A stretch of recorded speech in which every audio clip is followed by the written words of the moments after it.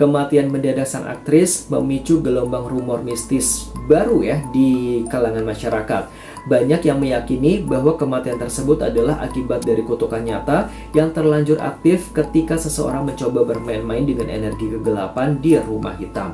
Hubungan intim antara Hollywood dan gereja setan mendadak diselimuti oleh aura kematian yang sangat nyata. Hai, halo, selamat datang kembali di my YouTube channel guys. Gimana kabar kalian hari ini guys? Semoga kalian dalam keadaan sehat dan diberkahi kebahagiaan. Video kali ini guys, kita kembali ke tahun 60-an ya, di mana kota San Francisco pada saat itu memiliki sisi gelap dengan munculnya sebuah sekte setan guys. Gimana guys, apakah kalian udah siap buat dengar cerita ini? Kalau udah siap, langsung aja kita ke cerita selengkapnya.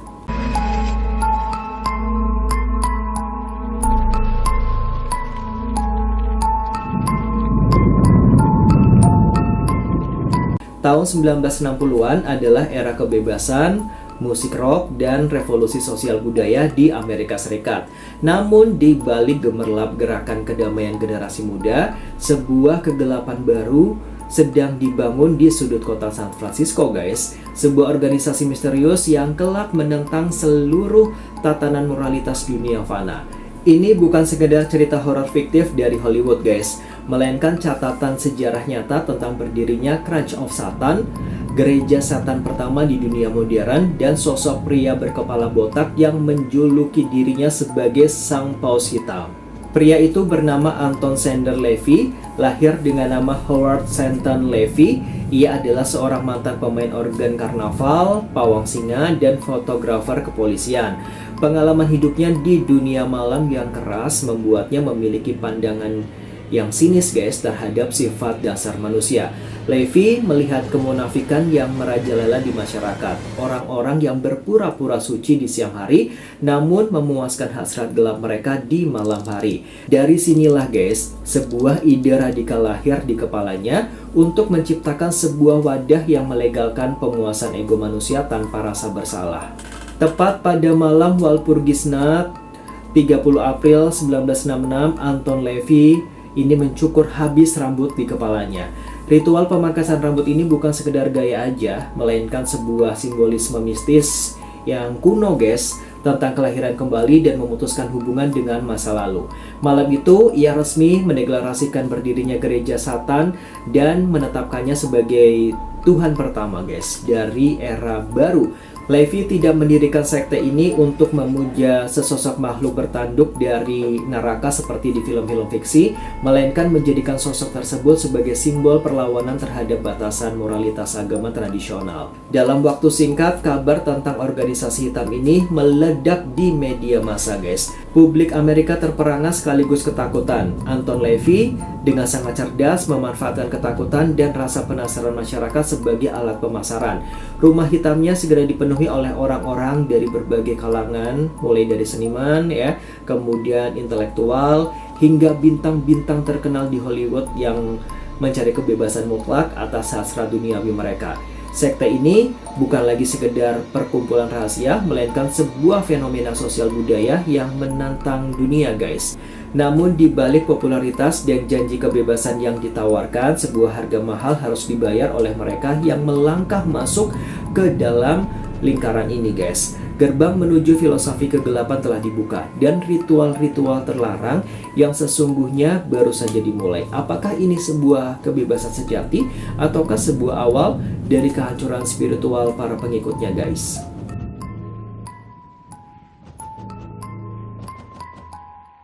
Setelah mendeklarasikan berdirinya gereja setan pada tahun 1966 guys, si Anton Levy menyadari bahwa sebuah gerakan radikal tidak akan bisa bertahan lama tanpa adanya sebuah fondasi ideologi yang tertulis ya.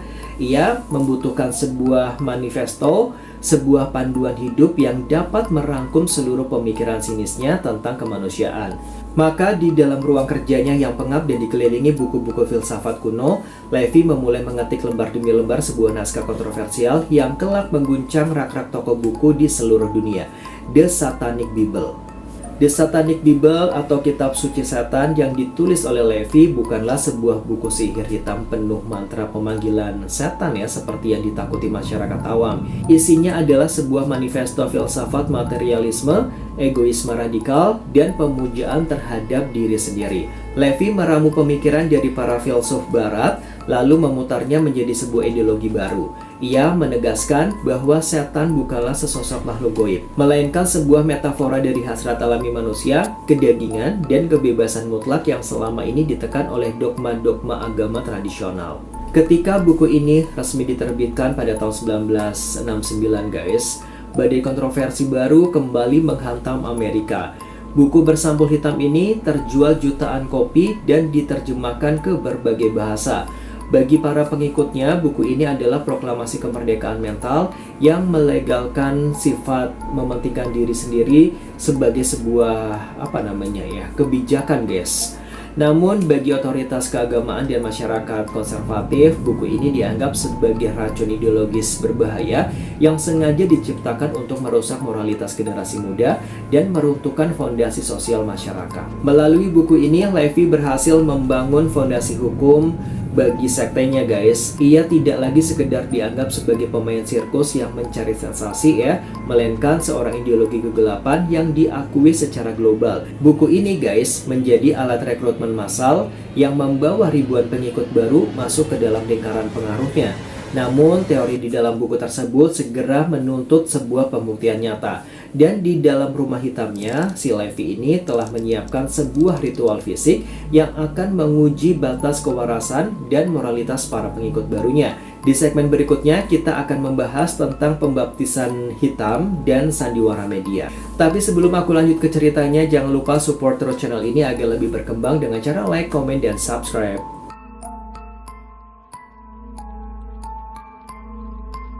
Setelah ideologinya tersebar melalui buku bersampul hitam, Anton Levi tahu bahwa ia harus melangkah lebih jauh untuk mengukuhkan eksistensi sektenya. Ia membutuhkan sebuah demonstrasi visual yang sangat ekstrim agar dunia tahu bahwa gereja setan bukan sekedar diskusi filsafat. Pada tanggal 23 Mei 1967, Levi menggelar sebuah upacara yang belum pernah disaksikan oleh sejarah modern sebelumnya. Pembaptisan setan yang pertama di dunia nyata. Dan yang sangat mengejutkan, bayi yang menjadi pusat ritual tersebut adalah putri kandungnya sendiri yang baru berusia 3 tahun, yaitu Zena Levi. Ritual ini dirancang dengan sangat provokatif untuk menjungkir balikan tradisi pembaptisan suci pada umumnya.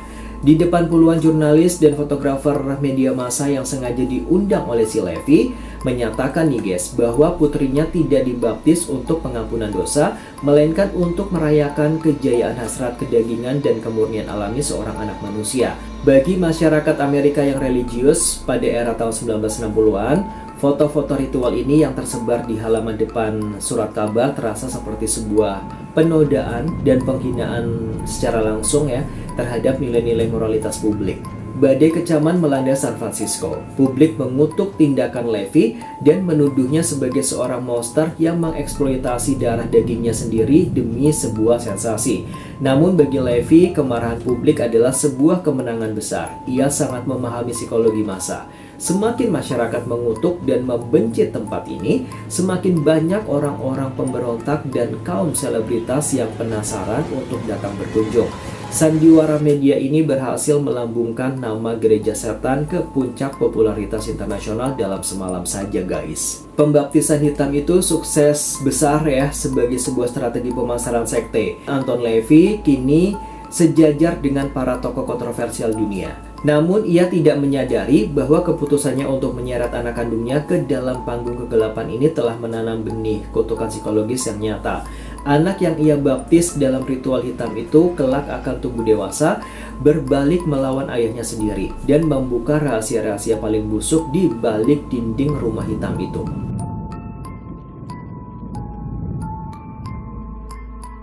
Setelah badai pemberitaan tentang pembaptisan hitam meledak guys, rumah hitam tidak lagi menjadi tempat yang ditakuti oleh kalangan berjuis ya. Sebaliknya, ia bertransformasi menjadi sebuah tempat persinggahan paling eksklusif dan dicari oleh kaum jet set. Slogan kebebasan tanpa rasa bersalah yang dikampanyekan oleh si Anton LaVey berhasil menembus dinding-dinding kokoh industri hiburan paling glamor di dunia, yaitu Hollywood, guys. Para aktor, aktris, dan musisi papan atas mulai berdatangan secara rahasia demi mencari validasi atas hasrat tergelap mereka, guys. Kisah nyata keterlibatan selebritas Hollywood di dalam sekte ini bukanlah sekedar rumor buatan majalah gosip aja loh, guys. Bintang besar seperti Jayne Mansfield, simbol seks Amerika era itu, resmi bergabung dan diangkat menjadi pendeta tinggi di dalam gereja setan. Begitu pula dengan Sammy Davis Jr., anggota dari kelompok seniman elit Rat Pack ya. Bagi para pesohor ini, guys, filosofi LaVey yang memuja pemuasan ego dan kesuksesan materi adalah sebuah pembenaran mutlak atas gaya hidup hedonisme yang selama ini mereka jalani di balik layar kaca. Anton LaVey dengan sangat cerdas memanfaatkan kehadiran para bintang ini. Ia tahu bahwa satu foto selebritas yang mengenakan jubah hitam sektenya jauh lebih berharga daripada 1000 selebaran propaganda. Rumah Hitam berubah menjadi sebuah sangkar emas, tempat di mana para pesohor Hollywood bisa melepaskan topeng kepalsuan publik mereka dan merayakan insting kedagingan terdalam di bawah restu sang paus hitam. Namun, hubungan antara LaVey dan para elit industri hiburan ini tidak selamanya berjalan di atas karpet merah kemewahan. Sebuah tragedi mengerikan segera menghantam lingkaran elit ini pada tahun 1967.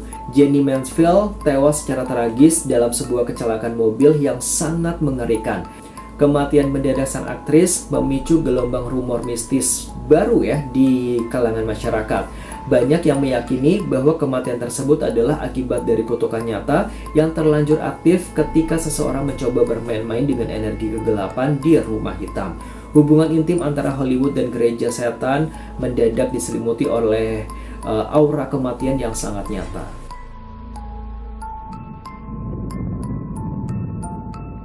Kematian tragis Jayne Mansfield dan sorotan tajam dari pihak kepolisian mulai menciptakan atmosfer ketegangan di dalam dinding rumah hitam. Namun ancaman terbesar bagi Anton LaVey bukan datang dari luar, melainkan dari dalam circle-nya sendiri, guys ya. Circle sucinya sendiri, guys. Di awal tahun 1970-an, beberapa anggota senior yang memiliki latar belakang intelektual tinggi mulai merasa tidak puas dengan arah perkembangan sekte ini. Salah satu penentang terkuatnya adalah Michael Aquino, seorang perwira intelijen militer yang menjabat sebagai tangan kanan si LaVey. Keretakan ini dipicu oleh perubahan kebijakan nyata yang diambil oleh Anton LaVey, guys.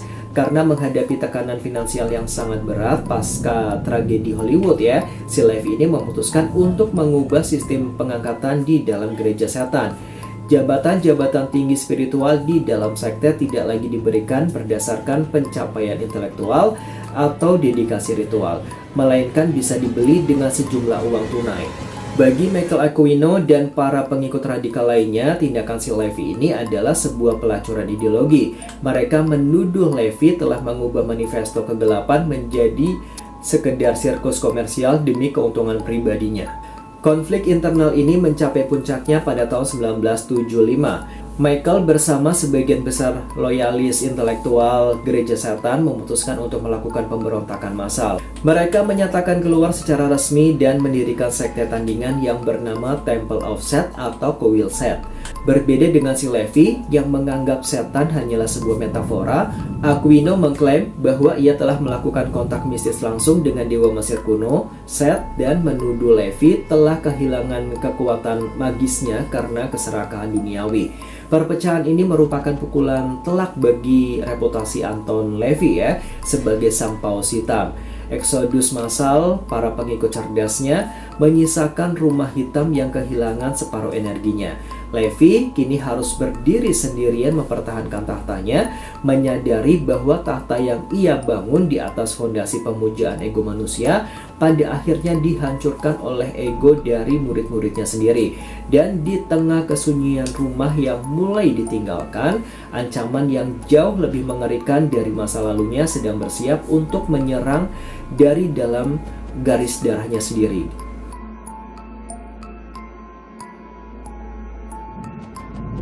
Hukum karma seringkali bekerja dengan cara yang paling ironis. Di pertengahan tahun 1980-an, ketika si Levy mencoba membangun kembali reputasi sektenya yang sempat retak, ancaman terbesar justru muncul dari darah dagingnya sendiri, yaitu Zena Levy, anak perempuan yang dulu ia bantai dalam ritual pembaptisan maut di depan kilatan kamera media, kini telah tumbuh dewasa. Dan sama seperti ayahnya, ia memiliki kecerdasan dan karisma yang luar biasa.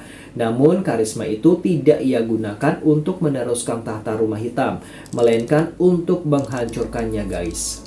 Kisah nyata pemberontakan Zena berubah menjadi mimpi buruk publik bagi si Anton Levy. Sebagai pendeta tinggi dan juru bicara resmi gereja setan saat itu, Zena mengambil keputusan radikal pada tahun 1990.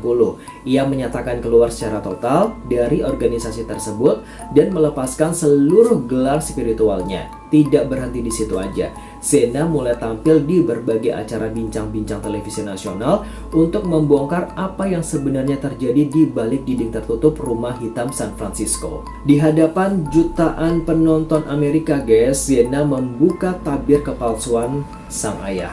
Ia menyatakan bahwa figur mistis si Anton sebagai penyihir hitam yang perkasa hanyalah sebuah karakter fiktif buatan yang didesain demi uang dan popularitas. Zena membeberkan bahwa latar belakang sejarah ayahnya sebagai fotografer kepolisian dan pawang singa sebagian besar adalah fabrikasi atau kebohongan publik. Ia menuduh ayahnya telah melakukan manipulasi psikologis terhadap para pengikutnya dan mengubah organisasi tersebut menjadi alat eksploitasi finansial yang korup, guys. Kesaksian dari orang dalam, terutama dari putri kandungnya sendiri yang merupakan simbol hidup dari sekte tersebut, meruntuhkan kredibilitas gereja setan di mata publik internasional. Pengakuan Zena memicu gelombang skeptisme massal. Si Anton yang dulu dipuja sebagai dewa oleh para pengikutnya kini harus menghadapi kenyataan pahit bahwa topeng mistisnya telah dikupas secara telanjang oleh anak yang paling ia banggakan. Di masa senjanya, sang paus hitam mendapati dirinya terjebak dalam kesunyian rumahnya yang mulai runtuh, dihantui oleh pengkhianatan terbesar dari dalam garis darahnya sendiri, guys.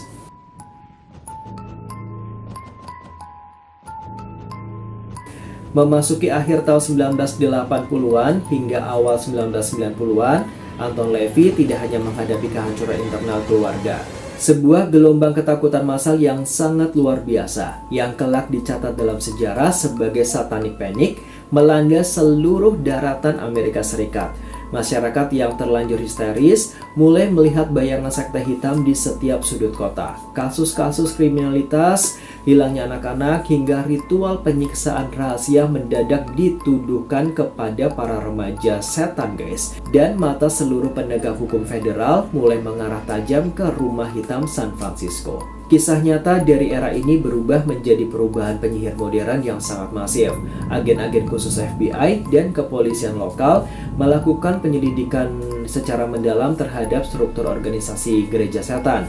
Mereka menduga bahwa di balik aktivitas teatrikal dan diskusi filsafat yang dipamerkan si Anton di media, terdapat jaringan bawah tanah kriminal yang melakukan ritual ilegal di kehidupan nyata. Si Levy yang awalnya menikmati sorotan kamera sebagai alat pemasaran mendadak menyadari bahwa publisitas ini telah berubah menjadi bumerang yang siap menjebloskannya ke dalam penjara federal. Meskipun pada akhirnya investigasi resmi FBI menyatakan bahwa sebagian besar tuduhan kriminalitas ritual massal tersebut tidak terbukti dan merupakan produk dari histeria publik, dampak psikologis bagi gereja setan sangatlah fatal. Sekte ini terisolasi total. Para pengikut dari kalangan elit Hollywood dan profesional yang dulu bangga mengenakan jubah hitam mulai membakar kartu keanggotaan mereka dan melarikan diri demi menyelamatkan karir serta reputasi sosial mereka. Sang paus hitam mendapati dirinya benar-benar terkepung oleh ketakutan yang diciptakan oleh citra gelapnya sendiri. Badai kepanikan massal ini berhasil memotong jalur pasokan finansial dan pengikut baru bagi si Anton Levy. Panggung megah yang ia bangun dengan sandiwara media kini telah berubah menjadi gurun sepi yang dingin. Dan di dalam rumah hitam yang semakin terisolasi dari dunia luar, kesehatan sang paus hitam mulai merosot tajam, membawanya ke dalam fase paling kritis dalam hidupnya, yaitu menghadapi kegelapan mutlak yang sesungguhnya. Pembahasan mengenai senja di rumah hitam bakal kita bahas di segmen berikutnya. Tapi seperti biasa guys, aku mau ingetin kalian sebentar aja guys ya. Buat kalian yang belum subscribe, jangan lupa untuk subscribe channel ini agar bisa lebih berkembang dan bisa terus semangat untuk menghadirkan kisah sejarah dan misteri dunia lainnya.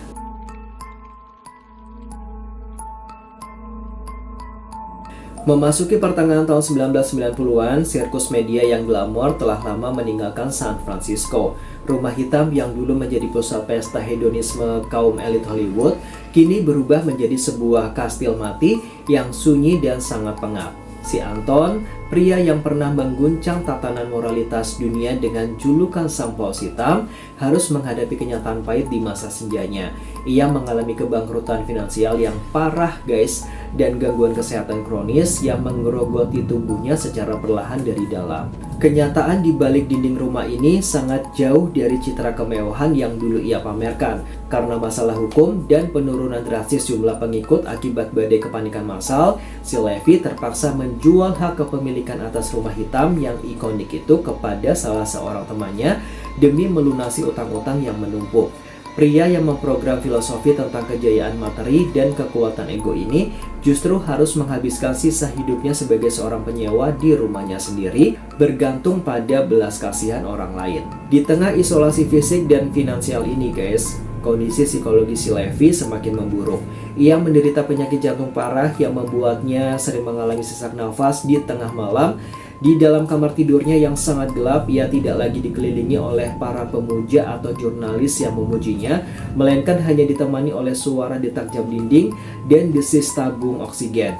Filosofi pemujaan diri yang ia ciptakan ternyata tidak mampu memberinya kekuatan atau kedamaian batin saat ia harus berhadapan langsung dengan kelemahan fisiknya sendiri.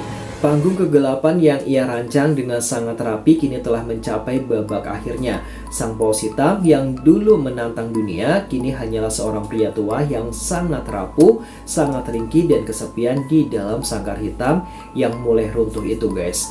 Garis waktu hidupnya telah mendekati titik batas, bersiap membawanya ke sebuah malam terakhir di mana seluruh sandiwara dunianya harus dihentikan secara mutlak.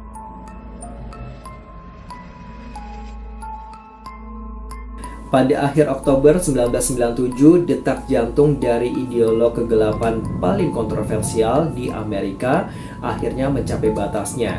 Si Anton Levi dilarikan ke rumah sakit akibat komplikasi penyakit jantung yang fatal. Ada sebuah ironi mistis yang sangat luar biasa di detik-detik terakhir hidupnya. Pria yang menghabiskan seluruh hidupnya untuk menyerang institusi agama tradisional justru menghembuskan nafas terakhirnya di dalam sebuah rumah sakit Katolik di bawah naungan simbol-simbol suci yang selama ini ia tantang guys. Si Anton Levi resmi dinyatakan meninggal dunia pada tanggal 29 Oktober 1997 akibat edema paru. Namun kisah kematiannya tidak berhenti di ruang otopsi.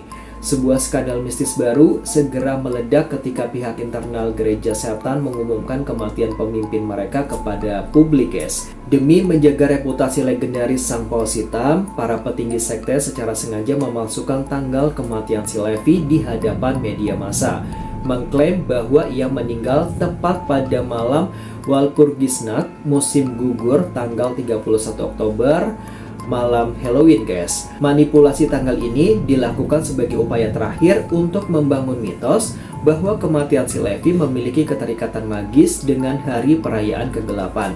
Mereka ingin publik percaya bahwa setan sendiri yang datang menjemput jiwanya tepat di malam paling berhantu dalam setahun. Kebohongan publik ini sempat berhasil menipu media selama beberapa hari, sebelum akhirnya para jurnalis investigasi berhasil membongkar dokumen sertifikat kematian resmi yang asli guys dari catatan sipil kota San Francisco. Kebohongan ini justru menjadi coretan arang terakhir yang memalukan bagi kredibilitas sekte tersebut. Upacara pemakaman Levi dilakukan secara sangat rahasia dan tertutup dari publik serta kejaran media massa. Tubuhnya dikremasi dan abunya dibagi-bagikan kepada para pengikut terdekatnya sebagai sebuah relik suci, guys. Dengan hancurnya raga sang pemimpin, panggung teatrikal yang ia bangun selama 31 tahun kini resmi kehilangan sutradara utamanya. Namun kematian si Anton LaVey bukanlah akhir dari cerita. Sebuah perebutan kekuasaan yang brutal atas warisan tahta hitamnya segera pecah di antara orang-orang terdekatnya, membawa sekte ini ke dalam kehancuran akhir segmen, guys.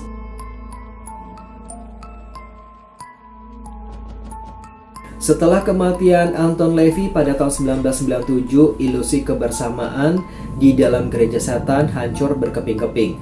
Panggung teater yang dibangun di atas dasar pemujaan ego manusia ini harus menerima takdir akhirnya, dihancurkan oleh keserakahan para ahli warisnya sendiri. Alih-alih berkabung, keluarga dekat LaVey dan para petinggi sekte justru terlibat dalam perang hukum yang brutal di pengadilan. Mereka saling menggugat demi memperebutkan hak cipta buku, royalti, serta tahta kepemimpinan organisasi hitam tersebut. Tragedi fisik terbesar di akhir kisah ini terjadi pada tahun 2001.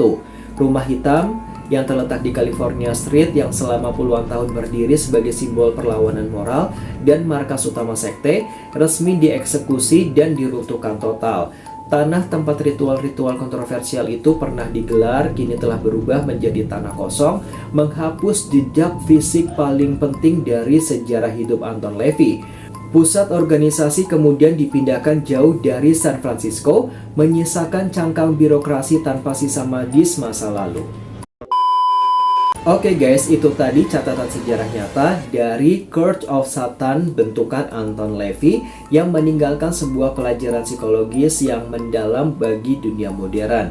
Eksperimen sosial yang ia bangun membuktikan sebuah realita, gerakan yang mengagungkan kebebasan mutlak tanpa batas moral pada akhirnya akan memakan dirinya sendiri.